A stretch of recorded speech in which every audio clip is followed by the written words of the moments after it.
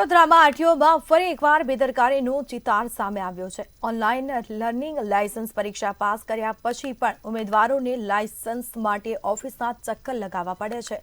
ત્યારે મંતવ્ય ન્યૂઝના પ્રશ્ન બાદ હવે તંત્ર હરકતમાં આવ્યું છે।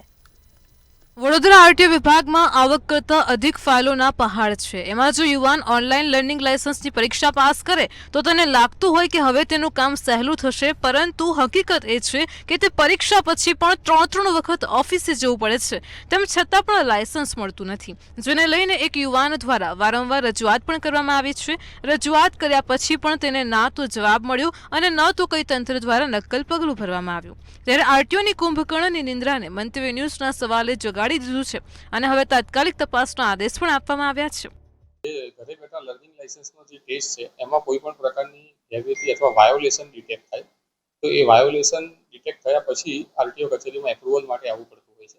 આવા કેસોની અંદર જે નો આઈ બ્લિંક ડિટેક્ટેડ એ પ્રકારની જે એરરવાળા કેસો છે એ બાબતે એપ્રુવલ હાલ પેન્ડિંગ છે અને એ બાબતે વડી કચેરીનું માર્ગદર્શન મેળવવામાં આવશે અને એ માર્ગદર્શન મુજબ આગળની કામગીરી કરવામાં આવશે। એપ્રુવલ નથી આપવામાં આવ્યું। આપે જે મુજબ કીધું એ મુજબ જ હાલ અમારા લેવલે પણ એ માર્ગદર્શનની જરૂર છે અને એ જે નો આઈ બ્લિંક ડિટેક્ટેડની જે એરર આવે છે એમાં એપ્રુવલ આપવું કે રિજેક્શન આપવું એ બાબતે જ માર્ગદર્શન માંગે છે। તો એ માર્ગદર્શન ઉપરથી કોઈ સોફ્ટવેર એરરના કારણે થઈ રહ્યું છે અથવા બીજા કોઈ કારણોસર છે તો એ માર્ગદર્શન મળ્યા પછી આગળની ત્વરિત કાર્યવાહી કરવામાં અમને હવે આ મામલે જાણકારી મળી છે કે અરજદારો ઓનલાઈન પરીક્ષા પાસ કર્યા પછી પણ લાયસન્સ ન મેળવી શક્યા હોય તેમની વિગતો લઈ તપાસ શરૂ કરવામાં આવી છે। જો તંત્ર તરફથી કોઈ ભૂલ થઈ હશે તો તેનું નિરાકરણ તાત્કાલિક લાવવામાં આવશે।